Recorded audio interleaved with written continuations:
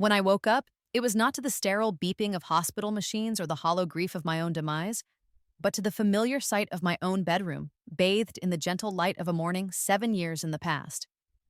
In my previous life, my journey had ended in a hospital bed after a devastating car accident. My adopted daughter, Mia, had been the one to sign the papers authorizing the doctors to remove me from life support. I remembered the moment with a clarity that transcended death itself. After I had passed, she had leaned close to my ear, her breath warm against my cooling skin, and whispered words that were colder than any grave. "Sarah, you should know that I was the one who messed with your car's brakes." She had delivered the confession with a venom that still echoed in my soul. "I despise you for stealing 25 years of love I should have had from my birth parents." The injustice of it was staggering. I had dedicated 25 years to raising a child that someone else had discarded, only to be murdered for my efforts. She had been ruthlessly efficient in the aftermath, showing no hesitation. I was cremated and my ashes were boxed up on the very day I died. Then, with my entire estate in her possession, she had gone off to fulfill her fantasy of being the perfect, dutiful daughter to the biological parents who had abandoned her. But Providence, or perhaps some cosmic sense of irony, had granted me a reprieve. I had opened my eyes to find myself on the exact day that her birth parents first appeared at our home. They arrived shortly after Mia had completed her college entrance exams, and she happened to be home at the time.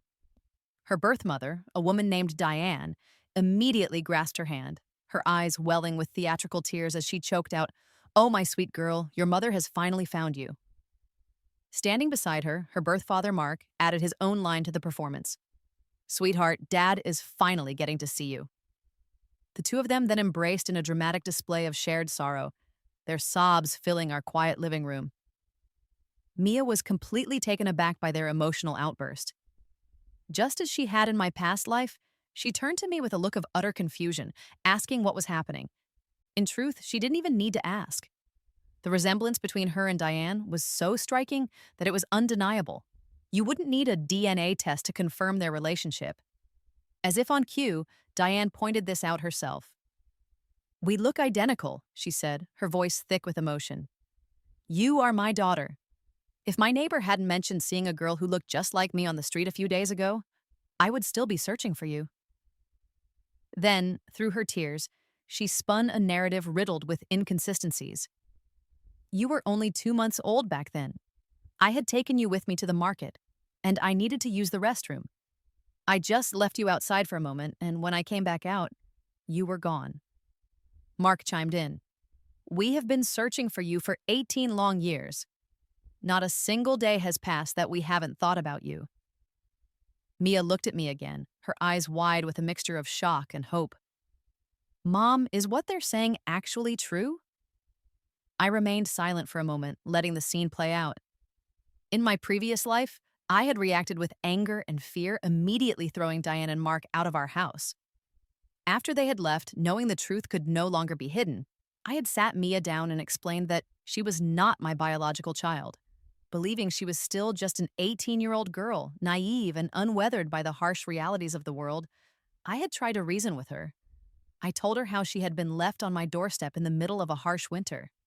I asked her how anyone who claimed to love her could leave a helpless infant in the freezing cold. What if I hadn't been home that day? Or if I had chosen not to take her in? Could a tiny baby have possibly survived on her own? I even told her how I had made extensive efforts to find her birth parents back then, but no one had ever come forward. My concern for Mia's innocence was my undoing. In the end, she was the one who taught me a brutal lesson about human nature. All of my logical arguments and years of devotion could not stand against the simplistic allure of the phrase "blood is thicker than water," especially when sweetened with a few carefully chosen words from her biological parents. At the time, she had given me her solemn promise that she would not acknowledge Diane and Mark. She even tried to comfort me, playing the part of a loving daughter. "Don't worry, Mom," she had said. "You are the only mother I will ever have." But as soon as she was away at college, she began meeting with them secretly. After she graduated, she started deceiving me, taking money from me under false pretenses to give to them.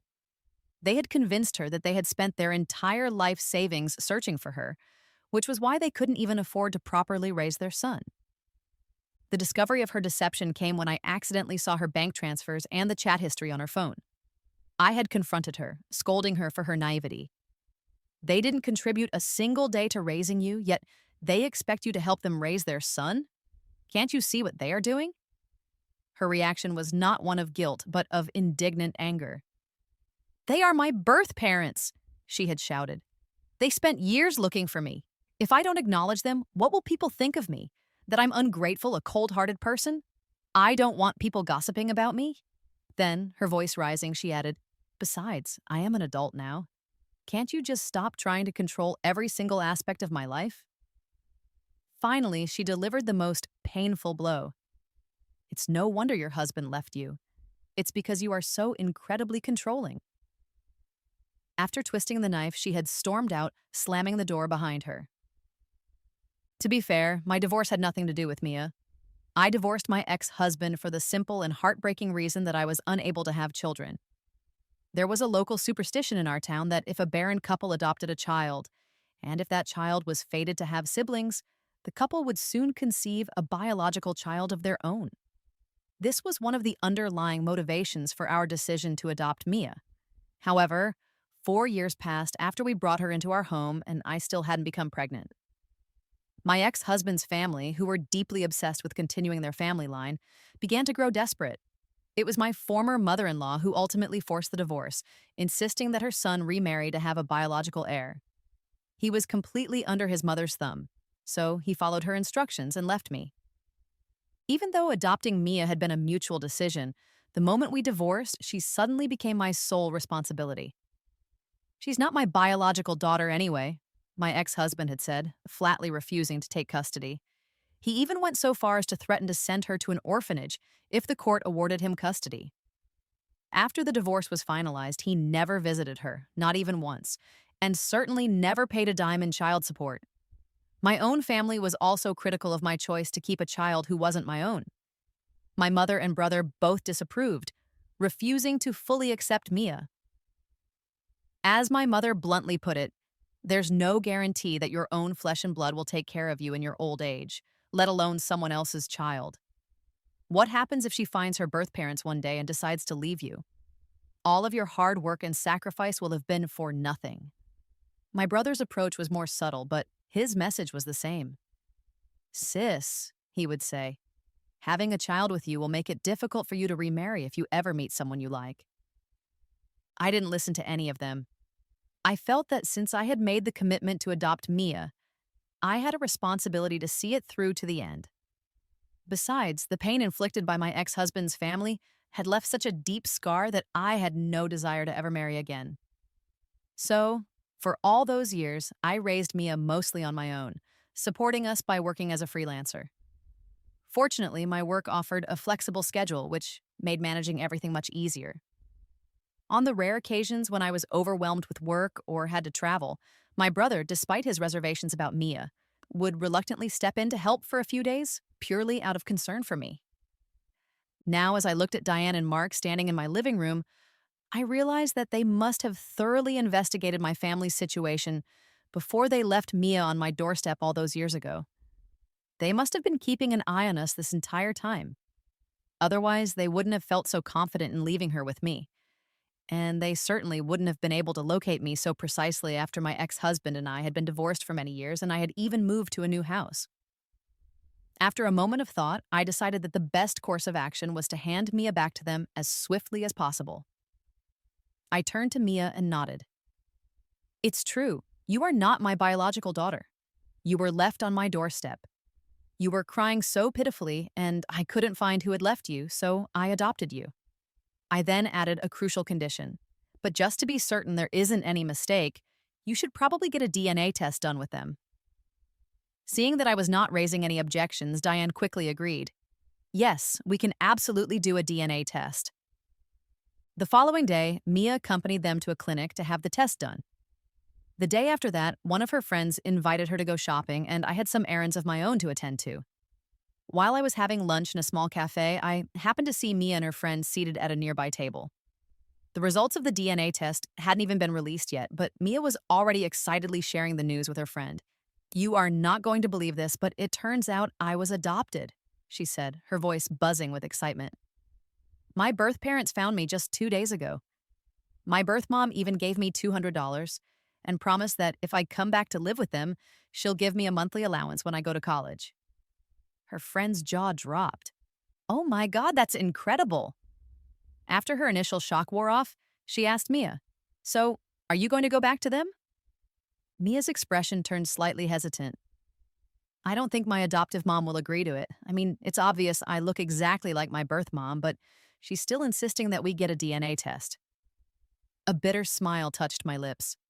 $200, and just like that, I was demoted from mom to adoptive mom. I couldn't help but wonder what the tens of thousands of dollars I had spent raising her over the past 18 years were worth in comparison. It was almost laughable. I thought to myself, don't be so certain. Your adoptive mom is perfectly fine with it. The DNA test is just a formality to ensure you don't come crawling back to me with regrets later. As if reading my mind, Mia's friend asked her, "So what are you going to do?" Mia paused for a moment, considering her options, and then her face hardened with determination. "Who cares what she thinks?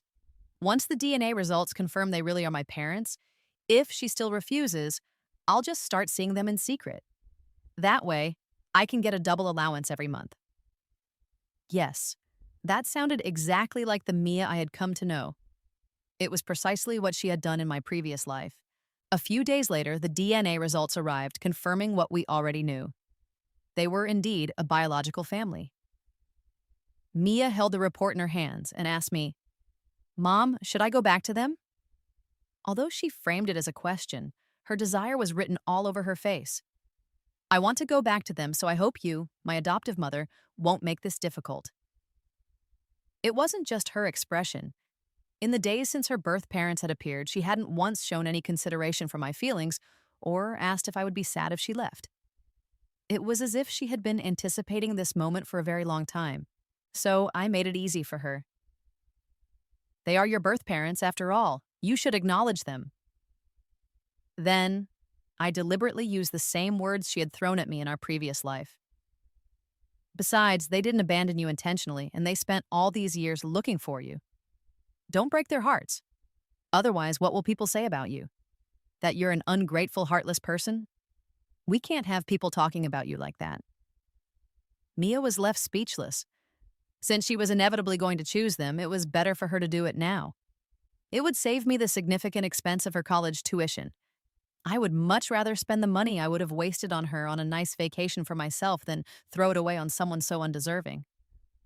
Perhaps because I didn't object this time and even encouraged her to reconnect with her birth parents, Mia happily and formally accepted Diane and Mark as her real parents after the DNA test. Diane, seizing the opportunity, suggested they throw a large party to celebrate their reunion, and Mia eagerly agreed. From what I heard later, the party was a massive event. Diane's family had set up more than 10 tables to celebrate both the family reunion and Mia's acceptance into a good university. After all, Mia was one of the few girls from their rural village to have ever been accepted into a college. Before she left for the party, Mia politely invited me to attend, but I declined. I also handed her the college acceptance letter. "Since this is both a reunion party and a celebration of your college acceptance," I said with a pleasant smile, "you should take this with you. If anyone doubts my daughter's achievement, you can show them this as proof." Mia, completely unsuspecting, took the letter from my hands, not even noticing that I had discreetly tucked her official university registration papers inside the envelope. I smiled as I watched her leave. "Stay and have a good time for a few days," I told her. "You all have a lot of catching up to do."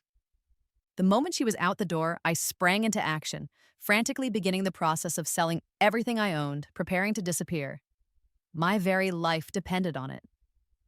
On the first day of my new life, I had already listed our house for sale online, and with every major real estate agency in the city.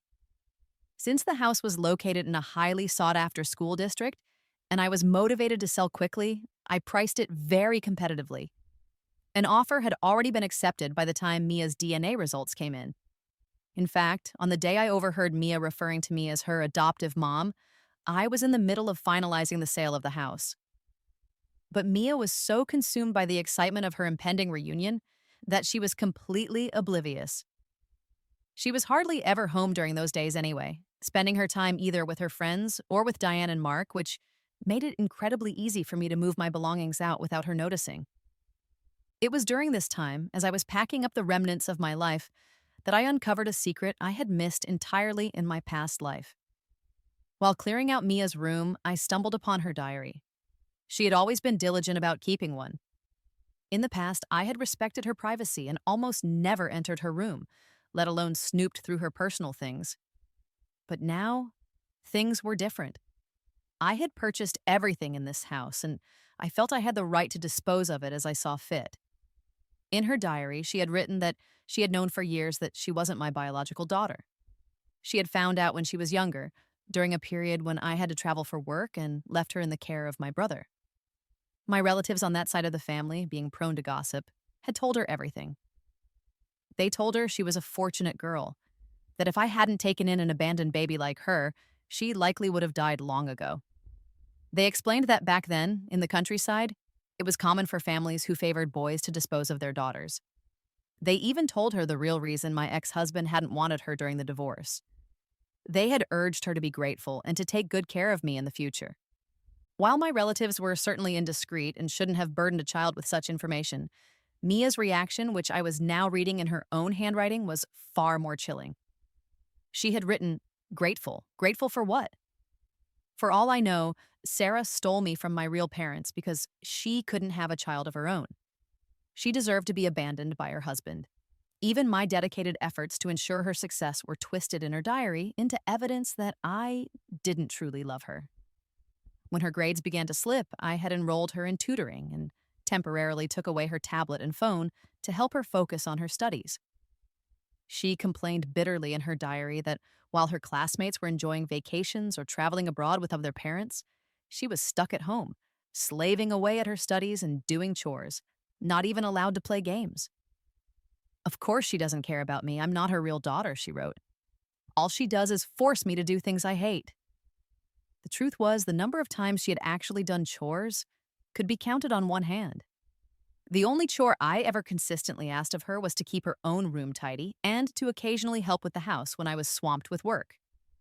As for the games, she had become so addicted during her sophomore year, staying up with friends until 3 or 4 in the morning, that I had no other choice but to take away her devices. In her diary, she indulged in fantasies about her real parents being billionaires, who would one day arrive in a luxury car with a team of bodyguards to sweep her away to a life of glamour and ease. What could I say? It was a cringeworthy teenage fantasy, typical for someone her age. But I genuinely don't believe I failed in how I raised her. From the moment she was old enough to understand, I always made a point to discuss things with her and to treat her with respect as an individual. I never used my position as her mother to act like a dictator, to force her into things, or to manipulate her with guilt. Even during her most rebellious phases, I never cut her off financially. I always tried to talk things through with her instead. So, I could only conclude that genetics are an incredibly powerful force. She had perfectly inherited the selfish nature of her biological parents. I sold her diary to a recycling center along with the rest of the junk. After completely clearing out the house, I contacted the new owner to transfer the deed. The paperwork was processed smoothly, and 3 days later, I left the city with a single suitcase and moved to a small, quiet town I had always admired but had never been able to move to because of Mia's schooling. I bought a new house there with the full intention of staying for good. The next time Mia contacted me was about a week later. She was on the verge of starting college and needed money for her tuition and living expenses. However, when she returned to our old neighborhood, she discovered not only that our house had a new owner, but also that I had blocked her number and deleted her from all my social media accounts. In a state of desperation, she managed to find one of my good friends and asked for my whereabouts. Of course, her efforts were futile. I hadn't told a single soul where I was going when I left. My friend called me to ask what was happening. I quickly explained the situation to her and said, "Just ignore her." Before I could finish my sentence, Mia's furious voice erupted through the phone. "Mom, what is the meaning of this?" Great, my friend had put me on speakerphone, but it didn't matter anymore. I had a few final words for Mia. Now that you have found your birth parents and you are legally an adult, I said, my voice cold and detached, I can no longer manage and control your life. So let's just go our separate ways. Mia shot back defensively. But you were the one who agreed to let me reconnect with my parents. I only did it because you said it was okay. I let out a short, humorless laugh. The title you use for me in your life already changed from mom to adoptive mom. You also made it quite clear that if I didn't agree, you would have done it secretly anyway. Did I really have a choice in the matter? Besides, since you went back to your birth parents, you haven't sent me a single message. Why should I keep you in my life? Now that you suddenly need money, you remember me. It's too late. Go ask your real parents for it. I paused, then added, and since you claim you only acknowledged them because you were listening to me, I hope you will listen to me now when I tell you to never contact me again. Without waiting for a response, I hung up the phone. According to my friend, after I ended the call, Mia launched into a vicious tirade, spewing profanities. She even made a threat right there in my friend's house. Since Sarah doesn't want to take care of me now, you can tell her she can forget about me taking care of her when she's old. I was speechless when I heard that. That kind of care would be the death of me. I certainly didn't want any part of it. Worried that she might try to contact my other friends and relatives, I sent out a mass message explaining that Mia had found her birth parents and that I had completely severed all ties with her, explicitly warning them not to lend her any money. I specifically added that if they chose to do so, I would not be the one repaying the debt. This message prompted a phone call from my brother, who was all too eager to gloat. Well, sis, I guess you learned the hard way what happens when you don't listen to your elders, he teased. Thanks for calling just to laugh at me, I grumbled back. After he heard the full story of my falling out with Mia, he sighed. Do you want to come stay here for a while? I knew he was worried that I wouldn't be able to handle the emotional fallout. After all, I had raised her as my own daughter for 18 years. To have it all implode so suddenly would be difficult for anyone to bear. In my past life, I couldn't handle it. Even after I discovered that Mia had reconnected with Diane and Mark and was lying to me to support them and their son, I still couldn't bring myself to cut her off. I was like a gambler who had lost everything but was still betting that they could somehow win it all back. In the end, it all came down to the sunk cost fallacy. I had invested so many years and so much love in her, and her betrayal turned all of my efforts into a cruel joke. I couldn't accept that it was all for nothing, so I refused to cut my losses. Ultimately, I paid for that stubbornness with my life. This time, however, my thinking was much clearer. The moment the burden of raising Mia was lifted from my shoulders, I felt an overwhelming sense of relief. I no longer woke up in a panic, worrying about how much her tuition, tutoring, allowance, or other expenses would cost, or how much I needed to save for her future car and house. I used to meticulously check the price tag on everything I bought for myself, never daring to indulge in expensive skincare products. Now, I could buy the best things I wanted within my means without a second thought. I couldn't have been happier. So I politely declined my brother's invitation. My brother tried to comfort me. Don't be too sad, sis.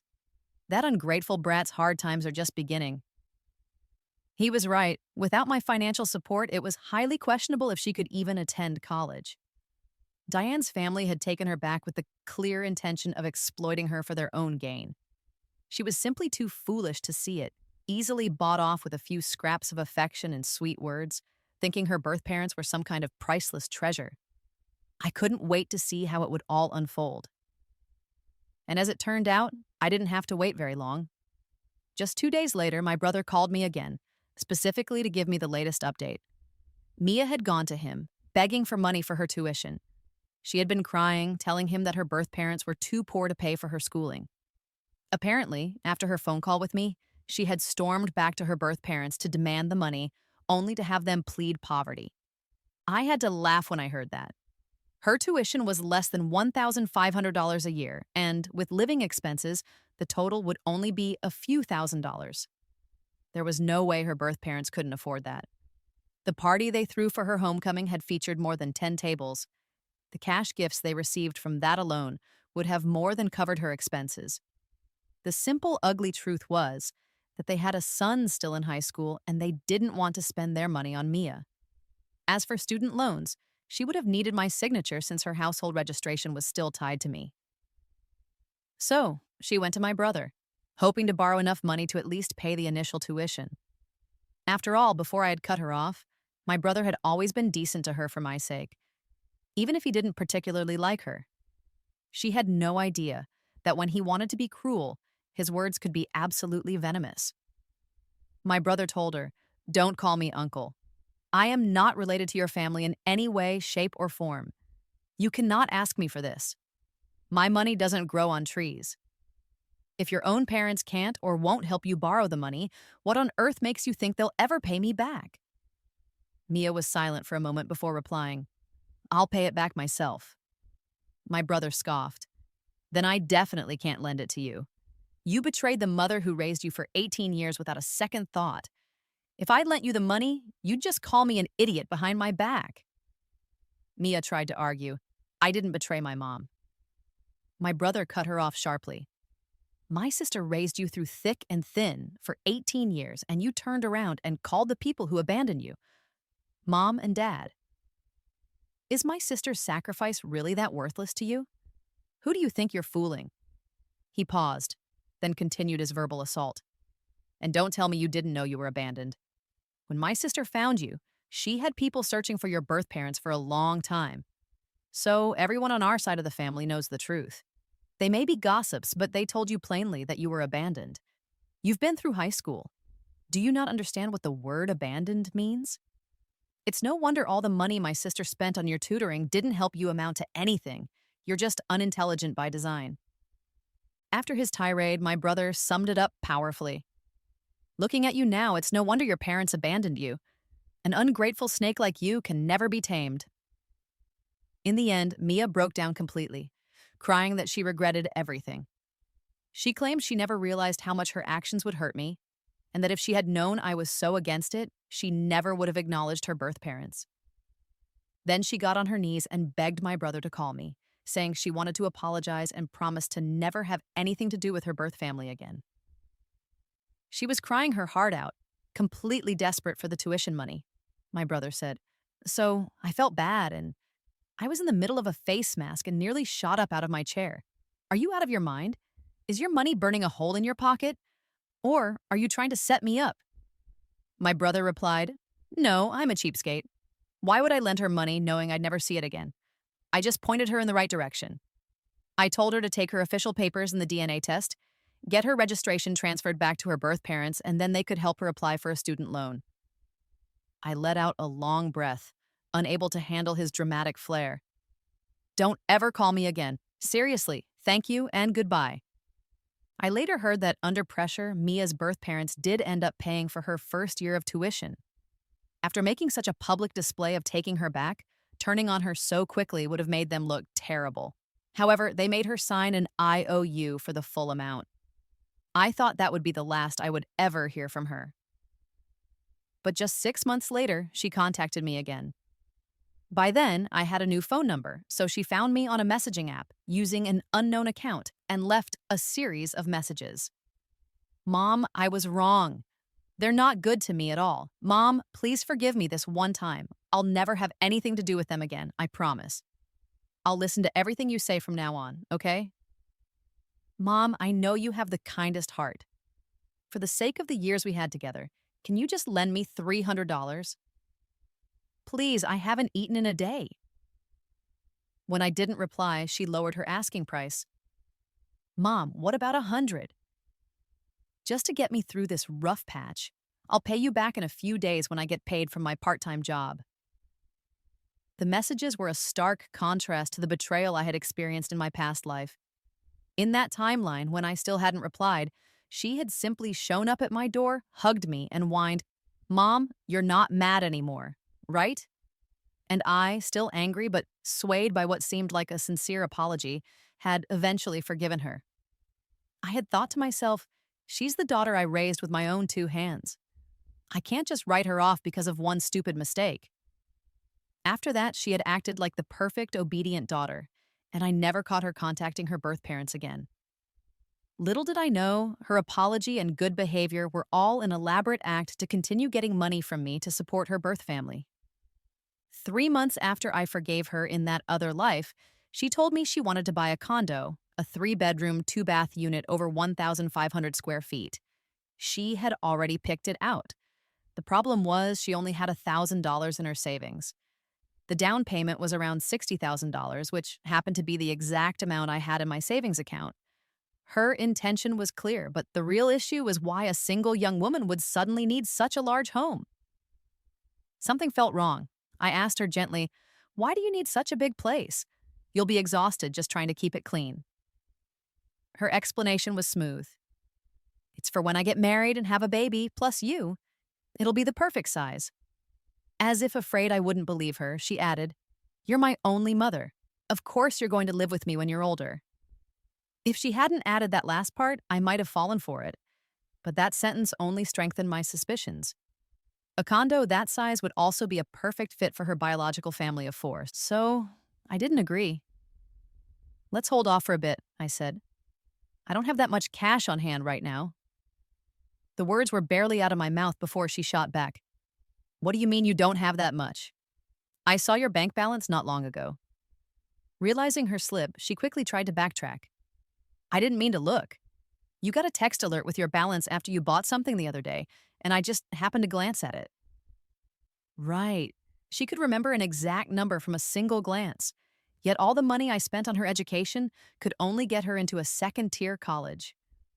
I saw the panic in her eyes and understood. The condo was for her birth parents. That night, she snuck out of the house. Suspicious, I followed her and overheard her on the phone with her birth parents, complaining about me. "Sarah talks a big game about loving me, but when it comes down to it, she won't even give me the down payment for a condo. It's not like I'm asking her to pay the mortgage." After listening to their reply, she said, "Don't worry, Mom, I'll find a way to buy you the condo. You suffered for so many years looking for me. Now that I'm grown up, I won't let you suffer anymore." Her plan to stop her birth parents from suffering was to make me suffer and foot the bill. At that moment, I finally gave up on her completely. But it was too late. After I refused to pay, her desperation for money led her to plot my murder. A few days later, I was gone. Now, reading her new messages begging for $100, I had to laugh. In her past life, she had believed they loved her because they didn't have to spend any real money on her. A few cheap gifts and kind words were all it took to get a huge return on their investment. This time around, when they were the ones expected to pay, of course they weren't happy. The sweet talk stopped, and their true colors were revealed much sooner. I replied to her message. "Isn't this the love from a mother and father you always wanted? You got your wish. Be grateful." Then I blocked her new account too. I wasn't falling for crocodile tears again. Even if she was genuinely starving to death, that was her problem, and it had nothing to do with me. The next time I heard about Mia was the following year. My rebellious brother, whom I had explicitly told not to call me again, called to give me news. He said Mia had taken out some high-interest online loans and couldn't pay them back. For some reason, she still had my brother's number, so when the debt collectors started harassing everyone in her contact list, they called him. It was unexpected, but also made perfect sense. In all the years she lived with me, Mia had never known what it was like to be short on money. I had always given her a generous allowance. In high school, I still gave her $150 a month, plus extra cash for anything she needed. It was a world away from her current situation, where she had to survive on $60 a month. It was no surprise she turned to loans. Once the debt collectors started calling, Diane and Mark immediately tried to distance themselves from her, even telling her to transfer her household registration away from them. One of my relatives knew a relative of Diane's, and the story got back to me. Apparently, Mia got a vicious tongue lashing from her birth parents. Diane screamed at her, "You really are a useless money pit. No wonder your adoptive mother didn't want you. All you do is ask for money." Larry kicked her a few times, adding, "If we'd known you were going to turn out like this, we never would have bothered looking for you after we threw you out. We thought you'd be a help to us, not a disgrace." After beating and cursing her, they threw her out. Mia left and was never heard from again by them. She dropped out of school. The loans with interest were less than $3,000, money she had borrowed just to eat. If they had helped her, she could have gotten back on her feet, but they never intended to help her. My brother's voice was grim on the phone. I'm just telling you this in case that ungrateful snake tries to find you again. Don't get soft-hearted. She won't find me, I said. We've completely cut ties.